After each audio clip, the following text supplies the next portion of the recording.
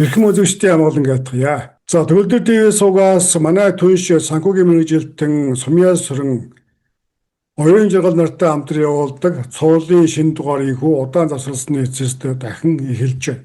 Санхүү даатгалын мэдээллийг сургаар биш их сурвалжаас нь бид танд хүргэнэ.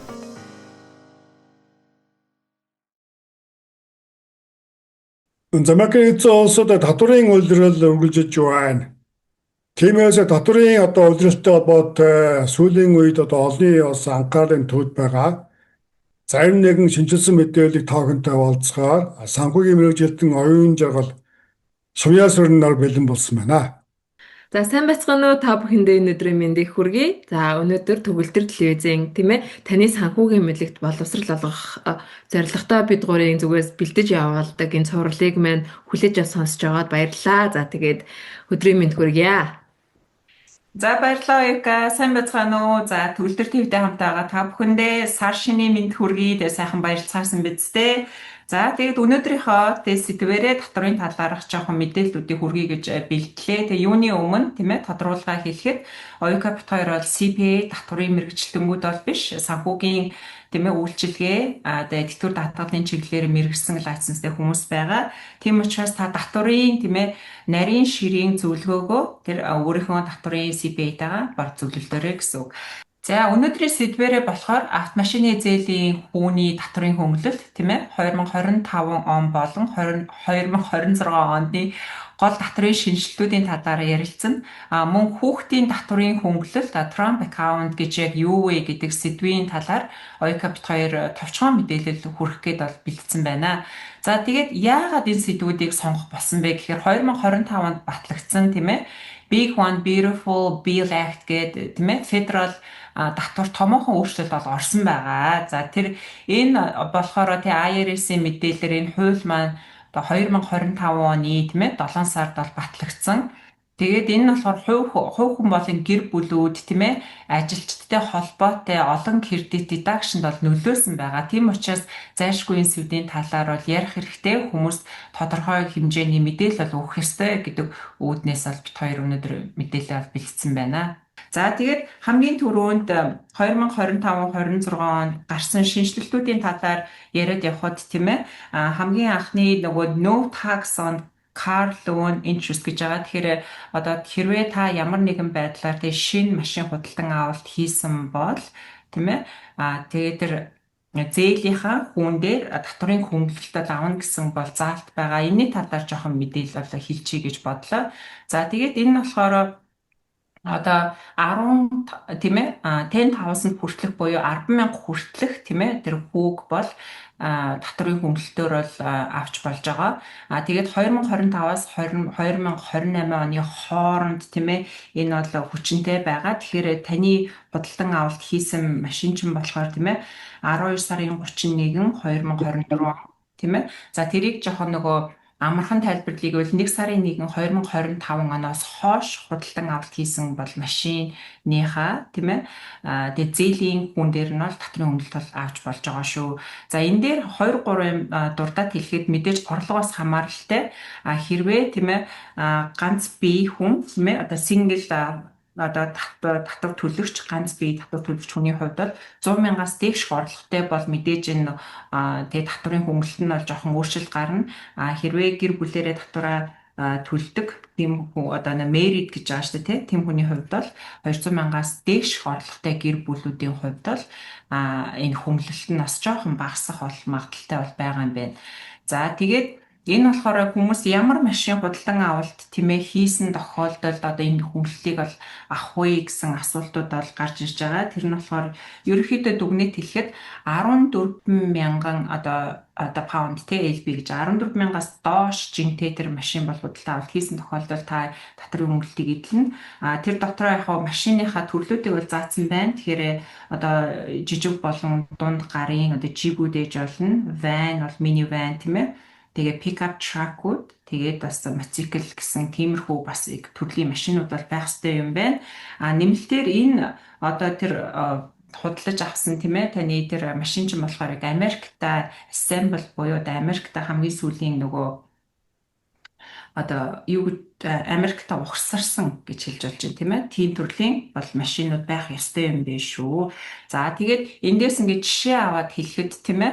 За одоо жишээ нь тэг машиныхаа одоо зээлэнд $4,000 одоо хүү төлсөн байхад тэрийг бүхлээр нь одоо tax deduction буюу татврын хөнгөлөлт бол эдэлж болох юм байна гэдгийг бол хэлэхэд бол таатай байна.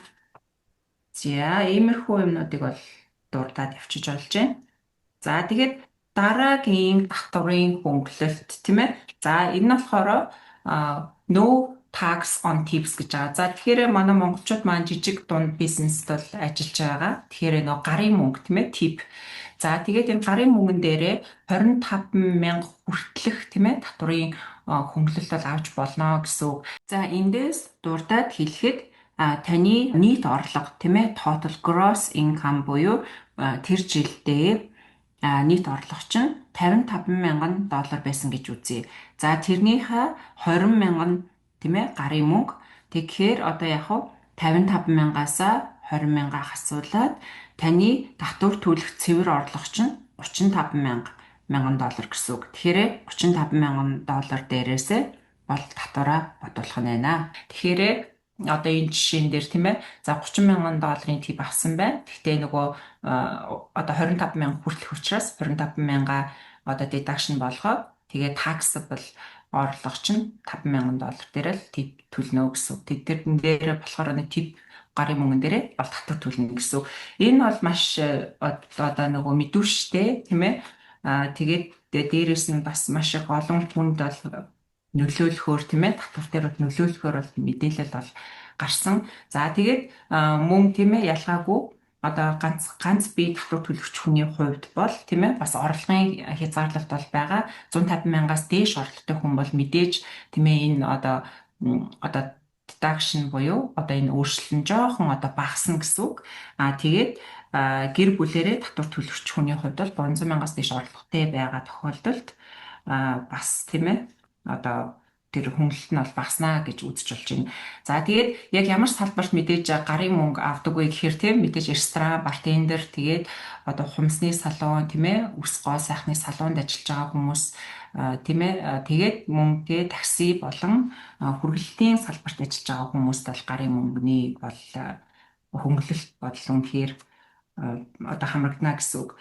За тэгээд 2025 онд болохоор энийг бол trial-аар буюу одоо яг хэрэгжүүлж эхэлж байгаа юм байна. 2026 онд болохоор бүр яг ямар салбар гэд бүх салбаруудын бол нэрсийг гаргана гэж байгаа юм байна IRS-ээс. Тэгээд өнөөдрийн хүргэж байгаа энэ мэдээлэлүүд болохоор Оюка бит 2 IRS-ийн яг вебсайтнаас бол аваад тийм ээ. Тэгээд та тэрнээс дэлгэрэнгүй мэдээллийг бол уншиж олно. Их сурвалж нь бол IRS-ийн бол вебсайтнаас бол байгаа гэсэн үг ээ. За тэгээд энэ гарын мөнгөний тийм ээ одоо гарын мөнгөн дээр татвар төлөхгүй энэ хөнгөлөлт маань болохоор хүмүүсийн асуудаг асуултууд болохоор ажилчин байж болно бас self employed бас байж болно шүү тий тэр их ер нь чухал. Тэгэхээр өөрөөр хүмүүс нөгөө ганцхан ажилчин байвал энэ гарын мөнгөн дээрээ одоо тий хөнгөлөлт авнаа гэдсэн үгүй. Энэ болохоор self employed буюу өөрөө тийм ээ өөрөө бизнес эрхлэгч хүний хувьд бас байж болно. Тэгээд ажилчны хувьд бол гэсэн бол хамааралтай байна гэсэн үг. За тэгээд дараагийнх нь сэдв болохоор тий ер нь бол 2000 за дараагийн слайд руугаа орчие. 2025 2026 оны хувьд бол тий ерөөхдөө эндээс базаад дүгнэхэд одоо юу болж байна вэ гэхээр одоо тий одоо стандарт deduction буюу одоо нэг хөнгөлөлтүүд тийм ээ ерөөхдөө хөнгөлөлтүүд бол арай одоо сайжирсан гэж хэлж болно. Тэгэхээр нөө deduction маань ихссэн гэсэн үг шүү дээ тийм ээ. Ягаад тэгэхээр инфляц тийм ээ inflation adjustment буюу одоо инфляцтай холбоотойгоор юмны үн өсөд байгаа учраас одоо татврын хөнгөлөлт маань бас одоо сайжирсан гэж хэлж болж байна. Одоо 2025 оны жишээгээр тийм ээ одоо ганц бие татвар төлөгч хүний хувьд бол 15,750 байсан бол 2026 оны хувьд бол тийм ээ 16,100 болоод өссөн жишээ нь тийм ээ. За иймэрхүү бол мэдээллүүдийг бол та бүхэндээ бол хүргэж болж байна. За ойлгомжтой. Автомашины зээлийн хүү бол зөвхөн Америк нэгдсэн улсыг хөрсөн дээр угсарсан шинэ автомашины зээл хамаарах юм байна шүү дээ. Яг Нэгдүгээр түүнээс бусдаар бол хуучин машины зээл хамаарахгүй юм байна. тий. Магадгүй Америкаас гадна огсорсон Мексик юм уу, Канада юм уу, магадгүй Японд огсорсон машин бол үүнд бол одоо хамаарахгүй гэж ойлгож байна, тийм ээ? Тий, яг зөв. Аха. За баярлалаа Сүмэ. Тэгээд маш хэрэгтэй мэдээлэл өглөө. За тэгээ миний хувьд өнөөдөр яг дурдах сэдвүүд бол одоо хүүхдийн татварын кредитийг одоо апдейт хийгдсэн байна, өөрчлөгдсөн байна. Тэгэхээр ер нь бол хүүхдийн татварын кредит гэдэг нь юухээр ерөнхийдөө гэр бүлүүдэд бол хамгийн ашигтай татварын хөнгөлт тийм ээ. За тэгээ 2026 оны одоо IRS-с гаргасан тийм ээ одоо инфляцтай одоо тохиргоо adjustment хийж гаргасан одоо deduction нь ерөнхийдөө одоо бол хүүхэд тутам $2200 одоо татварын кредит буюу одоо кредитийг авах боломжтой болж байгаа юм байна. За тэгээд орлогын лимит нь гэх юм бол одоо ганцаараа татвараа файл хийж байгаа тохиолдолд $200,000 орлого байна. Хосороо одоо гэр бүлээрээ байгаа тохиолдолд $400,000 орлогын одоо минимум лимиттэй байна гэсэн үг. За тэгээд жишээ нь одоо бодож үзье л да. За 2 хүүхэдтэй айл гэж бодоход одоо $2200 гэдэг чинь ерөнхийдөө $4400 хүртэл татварын кредитийг та татвараасаа суудахнаа гэсэн үг ээ. Тэгэхээр ерөнхийдөө энэ одоо хүүхдийн татварын кредитүүд бас жилдээ өөрчлөгдөж байдаг. Бас дээрэс нь энэ жил бас tax bracket бас өөрчлөгдсөн байгаа. Тэгэхээр та яг өөрийнхөө мэргэжлийн CPA-тэйгээ бас уулзаж зөвлөлдөж одоо яг ярилцаарай гэж бид нэр зөвлөнө. За тэгээд дараагийн сэдв болохоор за ерөнхийдөө бид өнөөдөр одоо нөгөө One Big Beautiful Act буюу одоо 2025 онд хэрэгжсэн One Big Beautiful Act-ийн хүрээнд гарсан өөрчлөлтүүдээс гэвэл за одоо яг сүүлийн үед хамгийн ингээд топ яригдж байгаа сэдв бол Trump account байна. За Trump account-ыг яаж байна вэ гэхээр ерөнхийдөө одоо Америкт төрсэн шинээр мэндэлсэн хүүхэд бүр өөрийн гэсэн одоо Trump account-ыг одоо нээж хөрөнгө оруулалтын данстай болох боломжийг өгж байгаа юм байна. За тэгэхээр энэ нь нэг байна гэхээр за одоо засгийн газраас энэ хөтөлбөрөөр дамжуулаад одоо хүүхэд бүрийг багаас нь хуримтлал үүсгэх тийм ээ хөрөнгө оруулалтаа болох одоо ирээдүйдээ баялаг бүтээх боломжийг нь дэмжиж өгж байгаа учраас ерөнхийдөө хүмүүс бол маш их тийм баяртай байгаа. Тэгээд судлаачид бас айгүй сайн хэлтэй байгаа юм байна л да. Гэсэн бид бас ингээд энэ бидний хийдэг ажлын хүрээнд бол бүх клиентуудаа тийм ээ багаас нь эхлээд хүүхдүүдэд төрснөөс нь эхлээд хуримтлал үүсгэрээ гэж одоо зөвлөдөг. За тэгээд ерөнхийдөө за одоо яг Trump account-ийн хүрээнд тийм ээ хэн хамрагдах вэ гэж байгаа. За энэ аягүй сонирхолтой. Энд тэгэхээр 2 төрлийн хүүхдүүд байгаа юм. За тэгэхээр нэгдүгээр Social Security дугаартай буюу 18-наас хүрээгүй хүүхэд бүр данстай байх боломжтой гэж байгаа юм. За тэгээд хоёрдугаарт за тусгай хөтөлбөрт орсон хүүхдүүд нь одоо засгийн газраас $1000 одоо contribution буюу хамгийн ихний хөрөнгө оруулалтыг хийж өгнө гэсэн үг. За тэгэхээр яг одоо энэ аккаунтанд хамрагдахын тулд хүүхэд яах вэ гэхээр ерөнхийдөө 2025 оны 1 сарын 1-ээс 2028 оны 12 сарын 31-ний хүртэл хугацаанд одоо төрсэн байх ёстой хүүхдүүд байж тараад байгаа юм тийм ээ. За тэгээд дараагийн шаардлага нь за визний статус одоо эцэг эхийн визний статус ангиллын хувьд гэх юм бол одоо ядаж ээж аавынхын нэг нь Social Security дугаартай байх ёстой гэж үзэж байгаа юм байлээ. За тэгээд хүүхэд өөрөө Америк нэгдсэн улсын бас иргэн байх хэрэгтэй гэсэн тийм шаардлагатай юм байлээ. За хамрагдаж байгаа шалтгаанууд нь бол тийм байна тийм ээ. За тэгээд яг энэ данс гарсны дараагаар одоо ерөнхийдөө бол нөгөө энэ салбарын мэрэгчлэлтэнгүүд болон судлаачдын дунд айгүй ингээд гайх одоо яг ингээд нөгөө дүгнэлтүүдийг хийж ийн л да. За тэгэхээр юу вэ гэхлээр за дараа нь за энэ данс за эхлээд би дараа нь яаж ажиллах талаар хэлж өгье. За энэ бол мэдээж хөрөнгө оруулалтын данс байгаа. За тэгээд ерөнхийдөө хөрөнгө оруулалтын данс гэхэр нөгөө IRA тийм ээ одоо Roth IRA гэдэг одоо тэтгэврийн данснуудтай төстөө. За тэгээд за засгийн газраас $1000 одоо төрүүлж одоо депозит хийж одоо contribution өгж гинэ тийм ээ одоо мөнгө хийж өгж гин. Тэгэнгүүт эцэг их буюу за асраа хамгаалагч хамаатан садан хинчээж болно. Тэр нь тэр зүгээс $5,000 хүртэлх боломжийг мөнгийг хийж өгч болох юм билээ. За тэгээд бас дараагийн нэг сонирхолтой зүйл нь ажил олгогчоос бас ажилтнуудынхаа хүүхдүүдэд хийж өгөх боломжтой гэсэн үг. Тэгэхээр ажил олгогчдоос өгж байгаа contribution limit нь $2,500 гэж байгаа байхгүй. Тэгэхээр бас боломжтой тий. За тэгээд үүнийг бүр хотоос, мужийн тэгээд одоо ашигын бас байгууллагуудаас гаргаад одоо тодорхой бүлгийн одоо хүүхдүүдэд нэмэлтээр хөрөнгө оруулалт хийж одоо багаасаа хөрөнгө оруулалт хийх боломжийг нээж өгж байгаа юм байлээ гэж одоо мэргэжлийн хүмүүс харж байна. За тэгээд мэдээж дансанд байгаа мөнгө бол хөрөнгөний зах зээл дээр тийм ээ stock market дээр одоо хөрөнгө оруулагдана гэсэн үг. Тэгээд за хэрэглэгдэх одоо юу гэх юм бэ? Яаж ямар зорилтоор мөнгө ашиглаж болох вэ гэхээр хүүхэд ерөнхийдөө 18-наас хүрэхээр сургалтын зардалтай хэрэглэж болно тийм ээ. За тэгээд өөрийнхөө анхны гэрээ байраа авах тохиолдолд $10,000 хүртэлийг одоо авч хэрэглэж болно гэж байгаа юм. Одоо хөрөнгө оруулалтаасаа.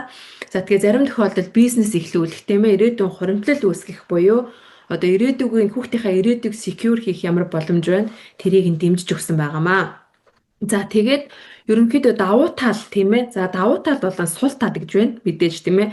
За тэгэхээр давуу тал нь юу вэ гэхээр мэдээж одоо хүүхдүүдийг залуучуудаа мэдээж эртнээс хуримтлалтай болгох тийм дадал суулгаж байна тийм ээ. Тэгээ хүүхдээ санхүүгийн мэдлэгтэй болгож байна. Дээрээс нь одоо нөгөө хөрөнгө оруулалтын удаан хугацааны хөрөнгө оруулалтуудыг үүсгэж өгж байна тийм ээ. За тэгээд яг надад бас нэг сонирхолтой санагдсан нь яг нөгөө одоо мэрэгчлэлтэнгүүдээс судалгаа хийсэн байна л да. Яг хадгаламжтай хүүхдийн одоо сэтгэл зүйн байдлыг судалсан асуулгын тийм судалгаа явагдсан байгаа байхгүй. Тэрэн дээр юу вэ гэхээр нөгөө одоо ингэж дүгнсэн байна. 3 дүгнэлт гарсан байгаа. За эцэг их одоо хүүхдийн боловсролд илүү өндөр хүлээлттэй болдог гинэ. Яг тэгвэл ээж аваар нь за одоо ингэж хүүхдээ илүү одоо өндөр хүлээлттэйгээр илүү одоо ингэж expect хийдгээ гин. За тэгээ дараа нь хүүхдийн одоо гэр бүлийн сэтгэл зүй одоо тухайн гэр бүлийн сэтгэл зүй их тайван байдаг, сайжирдаг гинэ. Мэдээж бол коллежийн хадгаламж чинь маш удаан хугацааны одоо хугацаа үүсчээж бас тийм ээ. Одоо маш том 3 санхүүгийн төлөвлөлтүүдийн нэг штэ тийм ээ. За тэгээд мөн хүүхдүүд коллежид бэлдэх хандлага нь илүү сайн нэмэгддэг гэсэн гин. За тэгээ энэ нь ерөөсөө хүүхдүүдэд одоо эцэг эхээс нь хүүхдүүдтэй өгдөг мессеж нь би чамд итгэж байна. Чи илүү сайныг хийж чаднаа. Одоо би чиний ирээдүйд хөрөнгө оруулсан учраас санаа зовлтгүй гэдэг тийм мессежийг одоо хүүхдүүдтэй суулгаж идэв гинэ. Тэгэхээр бас мэдээж одоо бид нар ч гэсэн хүүхдүүдтэй эртнээс хуримтлалаа үүсгээрэй гэж уриалнаа. За тэгээд яг хуу дараагийн сул тал гэх юм бол мэдээж ерөнхийдөө бүх санхүүгийн данснууд ямар нэгэн ингээд pros and cons буюу давуу болон сул талуудтай явдаг тийм ээ. За тэгэхээр энэ дансныг дээр судлаачид юу гэж харж байна вэ гэхээр за засгийн газраас $1,000 contribution буюу хуримтлалыг өгч чинь тийм үү. За тэгэнгүүт айл болгон энэ дээр ингээд те одоо нэмэлт ингээд хөрөнгө оруулалт хийгээд чадахгүй тийм ээ. Яагаад вэ гэхээр одоо Америкт нэг судалгаа гарсан байна л да. 3 айлын нэг нь гихтэл одоо $2,000 хүрэхгүй хуримтлалгүй байна гэдэг судалгаа гарсан байгаа. Тэгэхээр айл болгон contribution хийж чадахгүй, хадгалж чадахгүй. Тэгтээ засгийн газраас мөнгөний боломж өгж байгаа. Тэгэнгүүт зарим айлын хүүхдүүдэд тийм ээ боломжтой айлын хүүхдүүдэд өндөр хэмжээний одоо хуримтлал үүсгээд удаан хугацаанд маш хэмжээний мөнгө хөрөнгө цугларна. Яг нь боломжгүй айлын хүүхдүүдэд эцэг их нь хуримтлал хийж чадаагүй бол одоо бага хуримтлал үүснэ. Тэгэхээр яг яванда маш их мөнгөний зааг гарах юм байна гэж бас судлаач санаа зовж байгаа юм байна. Харин за дараагийн нэг асуудал нь бол яг удаан хугацаанд энэ бол зөвхөн таамаглал билээ. Удаан хугацаанд одоо төрийн халамжийн хөтөлбөрүүдэд бас нөлөөлж магадгүй. Одоо энэ нөгөө Snap тийм ээ. Одоо ямар тийм төрлийн халамжийн хөтөлбөрүүдэд нөлөөлж магадгүй гэсэн тийм таамаглал гарсан юм байлээ. Гэхдээ ерөнхийдөө хүмүүсийн одоо баярлж байгаа үзэж байгаагаар бол ямар ч гэсэн нөгөө засгийн газраас тийм ээ анх удаа хүүхдүүдтэй төрхөөс нь ингээ зориулсан яг ийм төрлийн инвестментийн хадгаламжийн тийм ээ удаан хугацааны одоо хөрөнгө оруулалтын дансыг нээж өгж ингэж бэлдэж одоо дэмжиж байгаа хүмүүс их баяртай байгаа юм билээ. За тэгээ та яг илүү дэлгэрэнгүй мэдээллийг авахар болох юм бол одоо энэ вебсайт бид нэр одоо яг энэ дээр харагдаж байна тийм ээ. IRIS-ийн яг энэ линкийн дагуу доор хавсгаж болно. Тэгээ энэ линкийн дагуу ороод мэдээлэлээ үзээрэй гэж хэлээ. За тэгээд ерөнхийдөө өнөөдрийн ярианы хүрээнд бол бид нар мэдээж одоо Big Beautiful One Big Beautiful Act-ийн доор гарсан ерөнхийдөө зарим нэг өөрчлөлтүүдийг яг бидний салбарт болон бидний яг энэ сэдвээр мэдээлэл өгж байгаа одоо зорилгынхаа хүрээнд бид хэд ярьлаа. Тэгээд ерөнхийдөө мэдээллүүдээ авсан байхаа гэж найдаж байна. За тэгээд бас нэгэн зүйлийг меншн хийхэд дурдаад өнгөрөхөө тийм ээ. За ерөнхийдөө одоо бид нар ингээд клиентуудаагаа ажиллаад ирэхээр одоо заримдаа айгүйх асуултууд асуугддаг тий. За одоо жишээ нь өнөөдөр ярьж байгаа Trump account ч юм уу эсвэл одоо өмнөх мэдээллүүд өгчөөсөн олон төрлийн санхүүгийн данснуудын талаар мэдээлэл өгсөн тийм үү. Ямар ялгаа байдгийм бэ? Одоо яадаг вэ гэдэг айгүйх дэлгэрэнгүй мэдээллүүд бас авахыг хүсдэг. Тийм тохиолдолд яг нэг бүрчлэн холбогдороо гэж зөвлөе. За тэгээд бас саяны Trump account-тай холбоотой нэгдсэн одоо анхаарах зүйл гэхэд бол ер нь бол яг зарим данс бүх гэр бүл тохиромжтой гэж бол ингээд хэлэхгүй. Тэгэхээр та бусад saving account-ууд буюу те хүүхдийн одоо хөрөнгө оруулалтын дансууд бид нар өмнө нөгөө ярьж ирсэн те. Одоо энэ бол ерөнхийлөгч Трамп өөрийнхөө нэрээр нэрлсэн байна. Зарим одоо мужууд ч юм уу те мужийн бондууд ч гаргадаг. Одоо жишээ нь бид нар өмнө Agma, Atma, Coverdale гэдэг одоо хүмүүсийн одоо захирагчийн нэрээр нэрлсэн аккаунтуудыг олон төрлийн мэдээллүүдийг өгчээсэн тийм үү. Тэгэхээр та тэр бүхэнтэй бас харьцуулаад үзээрэй. Тэгжээж бас одоо дундаас нь сонголтоо хийгээрэй гэж хэлнэ. За тэгээд дараа нь яах вэ гэхээр за мэдээж татварын тал дарах асуудал гарч ирнэ тийм үү.